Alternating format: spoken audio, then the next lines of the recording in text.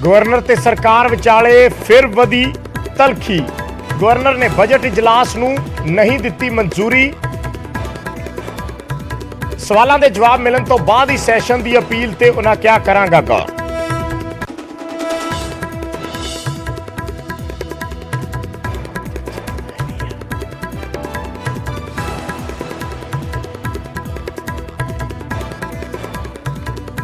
Investor summit दौरान CM मान ने कारोबारियों को दिता निवेश का सद्दा। क्या पंजाब चो CLU लफज कर रहे हैं खत्म। उद्योगपति MOU नहीं सीधा निवेश कर।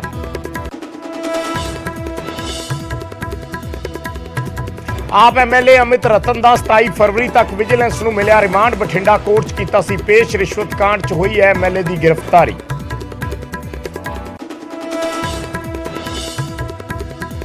विधायक अमित रतन की गिरफ्तारी विचाले सीएम मान की दो टुक। बोले किसी भी तरह की रिश्वतखोरी बर्दाश्त नहीं। लोगों के पैसे खाण वालियां ते कोई रहम नहीं।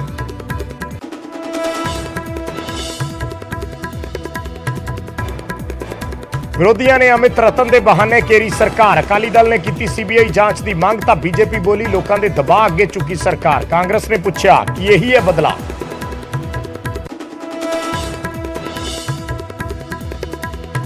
साबका मंत्री भारत भूषण आशू की जमानत ते फैसला सुरक्षित। हाई कोर्ट ने रिजर्व रखा फैसला। करप्शन केस च 6 महीने तो जेल च बंद ने आशू। बस्सी पठाणा एनकाउंटर तो बाद विक्की गौंडर ते शेरा खुब्बन गैंग की पुलिस नूं धमकी। सोशल मीडिया ते पोस्ट करके लिखा एक दे बदले 2 मुलाजमां दा होएगा कतल। कल गैंगस्टर तेजा सने 3 नूं कीता सी ढेर।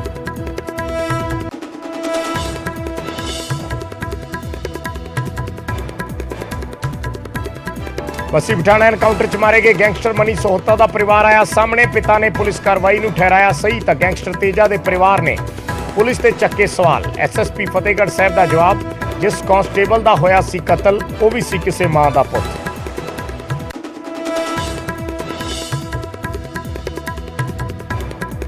पंजाब ते हिमाचल के DGP ने की मुलाकात। दोहां सूबियां विचाले तालमेल वधाउण नूं लैके की चर्चा। एंट्री पॉइंट्स ते खास नज़र रखण ते जोर।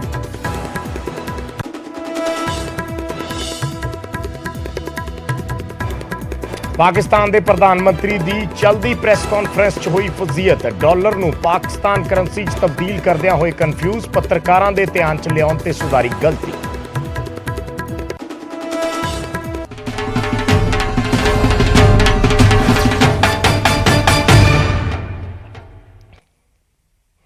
सत श्री अकाल। न्यूज़ 18 पंजाब हरियाणा देख रहे सारे दर्शकों का स्वागत है। मैं हाँ विजयपाल सिंह बराड़। गल करते हैं गवर्नर ते सरकार विचाले चल रही टसल दी। अज फिर टसल एक बार उजागर हुई और फिलहाल बजट इजलास नूं गवर्नर ने मंजूरी नहीं दी। यह कह के कि पहला सवालों के जवाब दिओ या पहला यह मुद्दा सुलझाओ उस तो बाद अगे मंजूरी देने बारे गौर करांगे। ये गल गवर्नर वालों कही गई है कि तुसी जेड़े जवाब दिते CM नूं सीधा सीधा उन्होंने एड्रैस करके लिखा कि तुसी जेड़े जवाब दिते वो सारे उन्हां जवाबां दे विच मेरे लिए अपमानजनक शब्द वरते गए। सो उन्हें कहा कि हुण मैं कानूनी सलाह लैण दे लई मजबूर होया और जेड़े मुद्दे मैं तुहाडे सामने रखे सी उन्हां ते कानूनी सलाह लैण तो बाद फिर तुहाडे जो बजट दी तजवीज़ भेजी गई है बजट सैशन दी उस ते गौर करांगा। एक तरीके नाल ये गल चिट्ठी दे विच पंजाब दे गवर्नर वालों कही गई है। उन्हें कहा कि मेरे सवालों ते तुसी गैर संविधानक जवाब दिते सी और तुहाडे जवाब अपमानजनक सन। उन्हें कहा कि तुसी मैनू कानूनी सलाह लैण दे लई मजबूर कीता है। मैं कानूनी सलाह लवांगा ते इजलास वाली तुहाडी अपील ते बाद च गौर करांगा। दरअसल बजट इजलास 3 मार्च नूं बुलाउण दा ऐलान कीता है। पंजाब कैबिनेट ने मंजूरी दी है और उस तो बाद जो प्रक्रिया है उसके मुताबिक वो गवर्नर दे कोल जांदी है कि गवर्नर ने उस ते दस्तखत करने हुंदे हैं फिर वो इजलास बुलाया जा सकता है। पर गवर्नर ने साइन नहीं कीते।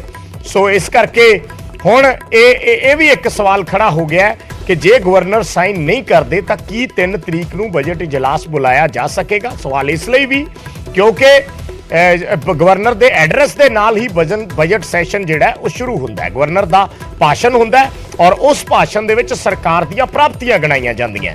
सो ऐसे विच जो माहौल है कि गवर्नर सरकार दीयां प्राप्तियां गिणवाउणगे कि उस सरकार नूं जिस सरकार दे नाल उन्हां दी टसल चल रही है उसनूं मेरी सरकार कह के संबोधन करनगे, जो आम तौर ते गवर्नर दी स्पीच दे विच लिखिया हुंदा। बड़े सारे सवाल ने और सीएम भगवंत मान ने भी अज प्रैस कॉन्फ्रेंस दे विच इन्हां चीज़ां दा जिक्र कीता। उन्हां ने सीधे तौर ते तां गवर्नर दा जिक्र नहीं कीता, ना नाम लिया, पर विरोधी पार्टियां ते निशाना साधिया और दिल्ली दे एलजी का भी जिक्र किया कि दिल्ली दे एलजी वालों किस तरीके नाल काम च अड़िके डाए जा रहे हैं। यानी सीएम अज ये कहने की कोशिश कर रहे सी कि जेड़े काम दे विच अड़िके डाउंदे ने वो पंजाब दा विकास नहीं चाहते। तुहानूं सुणाउंदे हां मुख्यमंत्री ने अज की कुछ कहा है। जदों भी कोई बंदा सिस्टम नूं चेंज करने की गल करदा है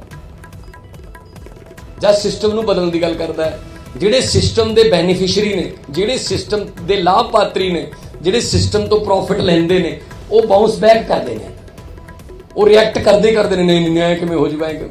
देख लो दिल्ली दे विच अरविंद केजरीवाल जी कोई स्कीम लियाउंदे ने, एलजी ओदी कहंदा ना ना ये नहीं हो सकदा।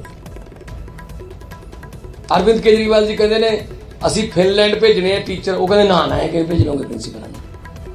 ਅਰਵਿੰਦ ਕੇਜਰੀਵਾਲ ਜੀ ਕਹਿੰਦੇ ਮੈਂ house door to door delivery ਦੇਣੀ ਹੈ ਸਰਵਿਸਿਜ਼ ਦੀ, ਕਿਸੇ ਨੇ ਜਨਮ ਪ੍ਰਮਾਣ ਪੱਤਰ ਪਾਉਣਾ ਹੈ, ਕਿਸੇ ਨੇ ਕੋਈ ਆਪਣਾ ਸਰਟੀਫਿਕੇਟ ਲੈਣਾ ਹੈ, ਉਹ ਕਹਿੰਦੇ ਨਾ ਨਾ ਨਾ ਐ ਦਫ਼ਤਰ ਚੋਂ ਖਜਲਕਾਰੀ ਕਿਵੇਂ ਹਟਾ ਦੋਗੇ ਤੁਸੀਂ। ਉਹ ਆ ਜਾਂਦੇ ਆ, ਉਹ ਐਲਜੀ ਸਾਹਿਬ ਵਿੱਚ ਆ ਜਾਂਦੇ ਆ ਕਿਉਂਕਿ ਸਿਸਟਮ ਦੇ ਬੈਨੀਫਿਸ਼ਰੀ ਨੇ। एमसीडी ਦੇ ਵਿੱਚ बीजेपी सिस्टम ਦੀ ਬੈਨੀਫਿਸ਼ਰੀ ਸੀ, बड़ी मुश्किल ਨਾਲ ਛੱਡਿਆ ਉਹਨਾਂ ਨੇ। 15 ਸਾਲਾਂ ਬਾਅਦ ਸੁਪਰੀਮ ਕੋਰਟ ਜਾਣਾ ਪਿਆ ਬਹੁਮਤ ਲੈ ਕੇ ਵੀ, ਬਹੁਮਤ ਤੋਂ ਬਾਅਦ ਵੀ ਸੁਪਰੀਮ ਕੋਰਟ ਜਾਣਾ ਪਿਆ ਕਿ ਸਾਡਾ ਮੇਅਰ ਬਣਵਾ ਦਿਓ ਜੀ।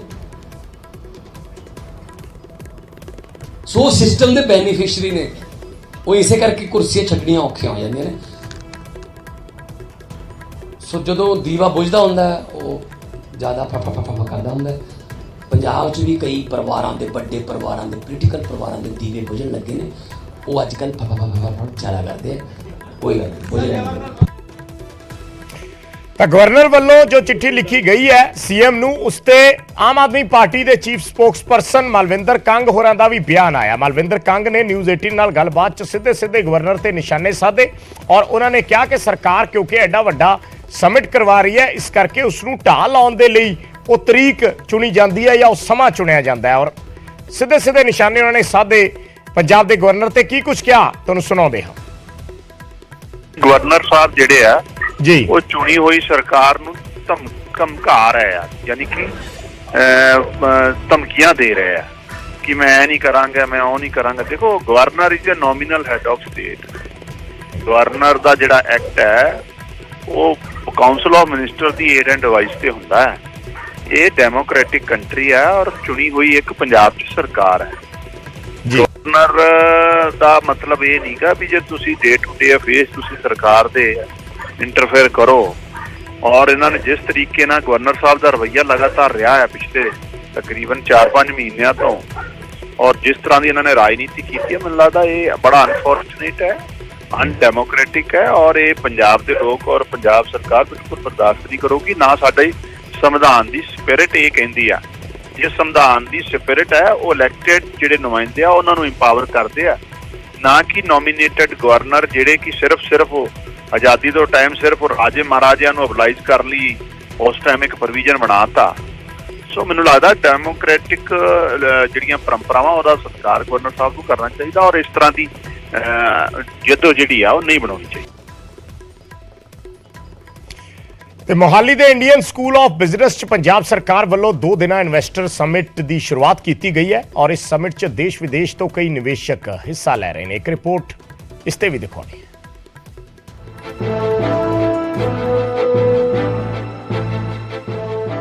सूबे के मुख मंत्री भगवंत मान की अगवाई विच मोहाली में शुरू हुई इन्वेस्टर समिट विच पंजाब की मेजबानी और मेहमान नवाजी का जिक्र न सिर्फ आए हुए मेहमानां सगों खुद सूबे के मुख मंत्री ने भी किया। 2 दिना समिट के पहले दिन सनतकारां नूं संबोधन करदिआं मुख मंत्री ने विश्वास दिवाया कि सूबे विच निवेश लई चंगा माहौल है अते इह समिट सिर्फ एमओयू तक सीमित नहीं रहणगे। खुद कहा मैं अपनी स्पीच के विच कहा एमओयू नहीं, ਤੁਸੀਂ ਜਾ ਕੇ ਦੇਖ ਕੇ ਆਓ ਜੀ ਤੁਹਾਨੂੰ ਕਿਸ ਕਿਸਮ ਦੀ ਜ਼ਮੀਨ ਚਾਹੀਦੀ ਹੈ। ਉਹ ਚੋਂ 4-5 ਇਸ ਵਕਤ ਗਏ ਹੋਏ ਨੇ। ਜਰਮਨੀ ਦੀਆਂ 2 ਕੰਪਨੀਆਂ ਨੇ ਉਹ ਪੀਏਯੂ ਗਈਆਂ ਹੋਈਆਂ ਨੇ। ਵੰਡਰਲਾ ਛੱਤਬੀੜ ਦੇ ਕੋਲ ਤੇ ਨਵੇਂ ਨਿਊ ਚੰਡੀਗੜ੍ਹ ਦੇ ਵਿੱਚ ਜਗ੍ਹਾ ਦੇਖ ਰਿਹਾ ਕਿੱਥੇ ਉਹ ਅਮਿਊਜ਼ਮੈਂਟ ਪਾਰਕ ਆਪਣਾ ਬਣਾ ਸਕਦੇ ਨੇ। ਅਸੀਂ ਉਹਨਾਂ ਨੂੰ ਡਾਇਰੈਕਟ ਇਨਵੈਸਟਮੈਂਟ ਵਾਸਤੇ ਕਹਿ ਰਹੇ ਹਾਂ ਕਿ ਸਿੱਧੇ ਪੈਸੇ ਲਾਓ ਜੀ, ਜ਼ਮੀਨ ਦੇਖੋ ਕਿੱਥੇ ਚਾਹੀਦੀ ਹੈ, ਕੋਈ ਸਰਕਾਰ ਵੱਲੋਂ ਕਿਸੇ ਕਿਸਮ ਦੀ ਐਨਓਸੀ ਜਾਂ ਕੋਈ ਸੀਐਲਯੂ ਜਾਂ ਕੋਈ ਹੋਰ ਖੱਜਲ ਖੁਆਰੀ ਜਿਹੜੀ ਹੈ ਉਹ ਤੁਹਾਨੂੰ ਨਹੀਂ ਹੋਣ ਦੇਵਾਂਗੇ। ਇਸ ਸਮਿਟ ਦੇ ਪਹਿਲੇ ਦਿਨ ਜਿਹੜੀਆਂ ਕੰਪਨੀਆਂ ਨੇ ਹਿੱਸਾ ਲਿਆ ਉਹਨਾਂ ਵਿੱਚ Medanta, ITC, Bharti group, Mahindra and Mahindra, Swaraj ਅਤੇ ਕਈ ਕੌਮਾਂਤਰੀ ਕੰਪਨੀਆਂ ਵੀ ਸ਼ਾਮਿਲ ਰਹੀਆਂ। ਮੇਦਾਂਤਾ ਦੇ ਚੇਅਰਮੈਨ ਡਾਕਟਰ ਨਰੇਸ਼ ਤ੍ਰਿਹਨ ਨੇ ਪੰਜਾਬੀ ਜ਼ਬਾਨ ਅਤੇ ਪੰਜਾਬੀਆਂ ਦੀ ਜੱਫੀ ਦਾ ਜ਼ਿਕਰ ਆਪਣੀ ਤਕਰੀਰ ਵਿੱਚ ਕੀਤਾ ਤਾਂ ਮੁੱਖ ਮੰਤਰੀ ਨੇ ਉਹਨਾਂ ਦੀ ਤਕਰੀਰ ਤੋਂ ਬਾਅਦ ਸੀਟ ਤੋਂ ਉੱਠ ਕੇ ਉਹਨਾਂ ਨੂੰ ਜੱਫੀ ਪਾਈ। ਮੁੱਖ ਮੰਤਰੀ ਨੇ ਦਾਅਵਾ ਕੀਤਾ ਕਿ ਪੰਜਾਬ ਵਿੱਚ ਨਿਵੇਸ਼ ਦੇ ਚਾਹਵਾਨ ਸਨਅਤਕਾਰਾਂ ਨੂੰ ਕਾਗਜ਼ੀ ਕਾਰਵਾਈ ਦੇ ਨਾਂ ਤੇ ਖੱਜਲ ਖੁਆਰ ਨਹੀਂ ਹੋਣਾ ਪਵੇਗਾ ਅਤੇ ਸਿਰਫ ਥਾਂ ਦੀ ਰਜਿਸਟਰੀ ਦੇ ਸਟਾਂਪ ਪੇਪਰਾਂ ਦਾ ਰੰਗ ਹੀ ਸਭ ਕੁਝ ਬਿਆਨ ਕਰ ਦੇਵੇਗਾ। ਜ਼ਮੀਨ ਦਾ ਵੀ ਲਿਆ ਨਾਲ ਨਕਸ਼ਾ ਵੀ ਲਿਆ, ਦੋਨੋਂ ਇੱਕੋ ਥਾਂ ਤੇ ਕਰ ਦਾਂਗੇ ਤੇ ਨਾਲ ਕਲਰ ਕੋਡਿੰਗ ਆਫ ਸਟਾਂਪ ਪੇਪਰਾਂ ਦੇ ਰੰਗ ਉਹਨਾਂ ਦੇ ਕੰਮ ਮੁਤਾਬਕ ਕਰ ਦਾਂਗੇ। ਜੇ ਕਿਸੇ ਨੇ ਇੰਡਸਟਰੀ ਲਾਉਣੀ ਹੈ ਉਹ ਅਲੱਗ ਕਲਰ ਦਾ ਅਲੱਗ ਰੰਗ ਦਾ ਸਟਾਂਪ ਖਰੀਦੂਗਾ, ਉਹ ਮਹਿੰਗਾ ਵੀ ਹੋਊਗਾ ਤੇ ਉਹਦੇ ਵਿੱਚ ਸੀਐਲਯੂ ਦੇ ਉਹਦੇ ਸਾਰੇ ਜਿਹੜੇ ਪੈਸੇ ਨੇ ਜਿਹੜੇ ਚਾਰਜ ਨੇ ਉਹ ਰਜਿਸਟਰੀ ਵੇਲੇ ਉਹ ਤੋਂ ਲੈ ਜਾਣਗੇ ਤੇ ਰਜਿਸਟਰੀ ਹੋਗੀ ਤਾਂ ਉਹ ਅਗਲੇ ਦਿਨ ਆਪਣੀ ਪਹਿਲੀ ਇੱਟ ਆਪਣੀ ਇੰਡਸਟਰੀ ਦੀ ਆਪਣੀ ਫੈਕਟਰੀ ਦੀ ਲਾ ਸਕਦਾ ਹੈ। ਇਸੇ ਤਰ੍ਹਾਂ ਹਾਊਸਿੰਗ ਵਾਸਤੇ ਕਲੋਨੀਆਂ ਵਾਸਤੇ ਉਹ ਰੰਗ ਹੋਰ ਹੋਊਗਾ।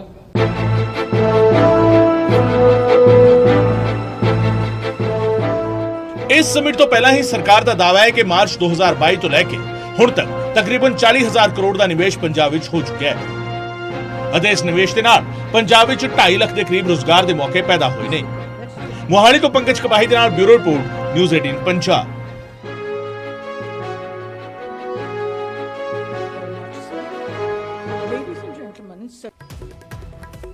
ਤੇ ਗੱਲ ਕਰਦੇ ਆ ਬੱਸੀ ਪਠਾਣਾ 'ਚ ਹੋਏ ਐਨਕਾਊਂਟਰ ਦੀ। ਬੱਸੀ ਪਠਾਣਾ 'ਚ ਬੀਤੇ ਦਿਨੀ ਜੋ ਐਨਕਾਊਂਟਰ ਹੋਇਆ ਔਰ ਉਸ ਦੌਰਾਨ ਮਾਰੇ ਗਏ ਤਿੰਨੇ ਗੈਂਗਸਟਰਾਂ ਦਾ ਅੱਜ ਪੋਸਟਮਾਰਟਮ ਕੀਤਾ ਗਿਆ ਔਰ ਇਸ ਦੇ ਨਾਲ ਹੀ ਜਿਹੜੀ ਥਾਰ 'ਚੋਂ ਸਵਾਰ ਸੀ ਉਸ ਨੂੰ ਲੈ ਕੇ ਵੀ ਵੱਡੇ ਖੁਲਾਸੇ ਹੋਏ ਨੇ। ਰਿਪੋਰਟ ਦੇਖੋ।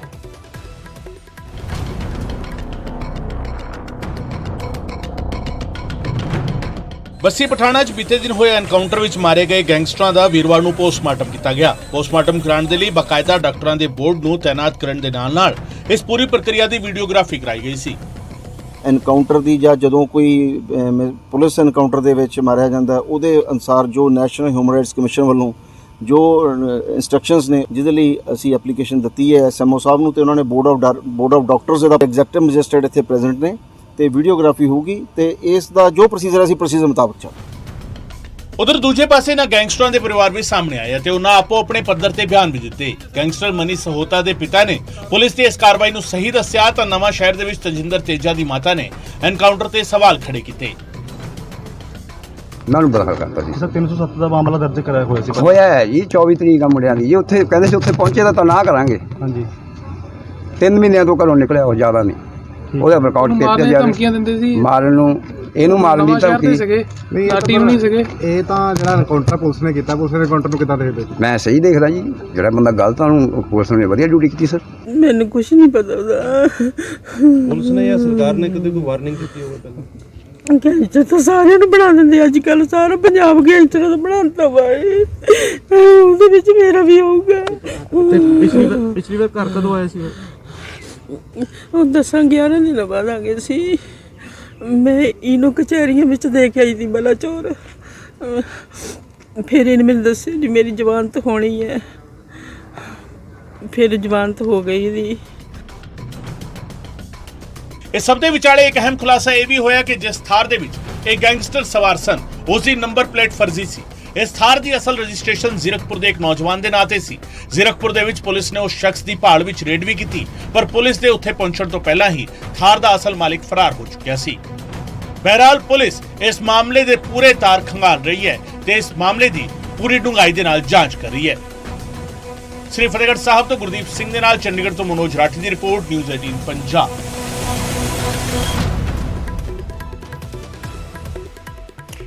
ਤੇ ਬੱਸੀ ਪਠਾਣਾ 'ਚ ਐਨਕਾਊਂਟਰ 'ਚ ਮਾਰੇ ਗਏ ਗੈਂਗਸਟਰ ਤੇਜਾ ਦੇ ਪਰਿਵਾਰ ਵੱਲੋਂ ਪੁਲਿਸ ਤੇ ਵੀ ਸਵਾਲ ਚੱਕੇ ਗਏ ਨੇ ਤਾਂ ਹੁਣ ਐਸਐਸਪੀ ਫਤਿਹਗੜ੍ਹ ਸਾਹਿਬ ਨੇ ਕਿਹਾ ਹੈ ਕਿ ਤੇਜਾ ਪੁਲਿਸ ਕਾਂਸਟੇਬਲ ਦਾ ਕਾਤਲ ਸੀ ਤੇ ਉਹ ਪੁਲਿਸ ਕਾਂਸਟੇਬਲ ਵੀ ਕਿਸੇ ਮਾਂ ਦਾ ਪੁੱਤ ਸੀ।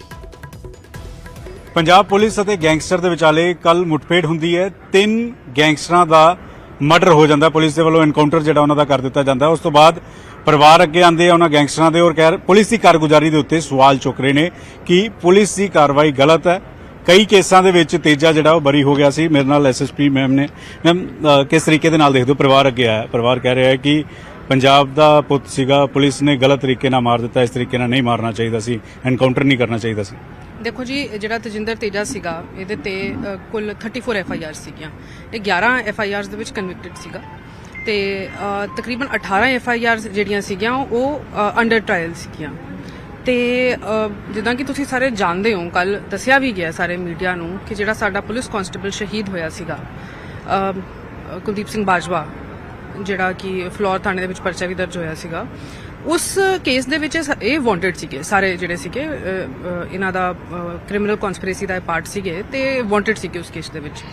ਤੇ ਇਹਦੇ ਵਿੱਚ ਮੈਂ ਸਮਝਦੀ ਹਾਂ ਜੀ ਕਿ ਜੋ ਪੁਲਿਸ ਕਾਂਸਟੇਬਲ ਸ਼ਹੀਦ ਹੋਇਆ ਹੈ ਉਹ ਵੀ ਤਾਂ ਪੰਜਾਬ ਦਾ ਪੁੱਤ ਸੀਗਾ ਤੇ ਗੁਰਦਾਸਪੁਰ ਦਾ ਰਹਿਣ ਵਾਲਾ ਸੀਗਾ ਤੇ ਉਹਨਾਂ ਨੇ ਆਪਣੀ ਸ਼ਹਾਦਤ ਹੈ ਜਿਹੜੀ ਲਾਈਨ ਆਫ ਡਿਊਟੀ 'ਚ ਪਾਈ ਹੈ ਤੇ ਉਹਨਾਂ ਨੇ ਪੰਜਾਬ ਦੇ ਅਮਨ ਕਾਨੂੰਨ ਦੇ ਲਈ ਆਪਣੀ ਸ਼ਹਾਦਤ ਦਿੱਤੀ ਹੈ।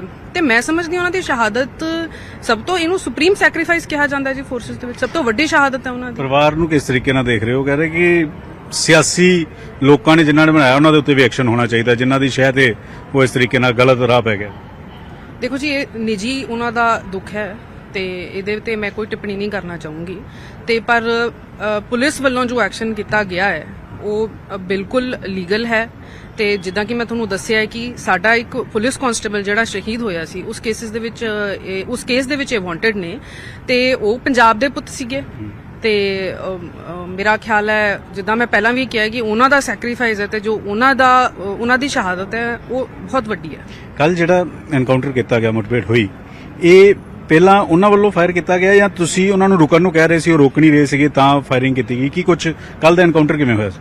ਇਹ ਜੀ ਬਿਲਕੁਲ ਜੋ ਅਸੀਂ FIR ਵੀ ਦਰਜ ਕੀਤੀ ਹੈਗੀ ਹੈ, ਅਨਪ੍ਰੋਵੋਕਡ ਫਾਇਰਿੰਗ ਹੋਈ ਸੀਗੀ ਉਹਨਾਂ ਵੱਲੋਂ ਤੇ ਉਸ ਦੇ ਬਾਰੇ ਮੈਂ ਦੱਸਣਾ ਚਾਹੂੰਗੀ ਕਿ ਪੂਰੀ ਲੌਫੁਲ ਐਕਸ਼ਨ ਕੀਤਾ ਜਾ ਰਿਹਾ, ਇਨਵੈਸਟੀਗੇਸ਼ਨ ਕੀਤੀ ਜਾ ਰਹੀ ਹੈ, ਫੋਰੈਂਸਿਕ ਟੀਮਾਂ ਉੱਥੇ ਆਈਆਂ ਨੇ ਤੇ ਇਹਦੇ ਚ ਜਿਹੜੀ ਹੈ ਅਸੀਂ ਮੈਜਿਸਟ੍ਰੇਟਲ ਇਨਕੁਆਇਰੀ ਲਈ ਵੀ ਰਿਕੁਐਸਟ ਕੀਤੀ ਹੈ ਤੇ ਸਾਰਾ ਕੁਝ ਪਬਲਿਕ ਵਿਊ ਦੇ ਵਿੱਚ ਹੋਇਆ ਹੈ ਤੇ ਲੀਗਲੀ ਹੋਇਆ ਹੈ। ਠੀਕ ਹੈ। ਕੈਮਰਾਮੈਨ ਜਿੰਦਰ ਦੇ ਨਾਲ ਪੰਕਜ ਭਾਈ, ਨਿਊਜ਼ 18।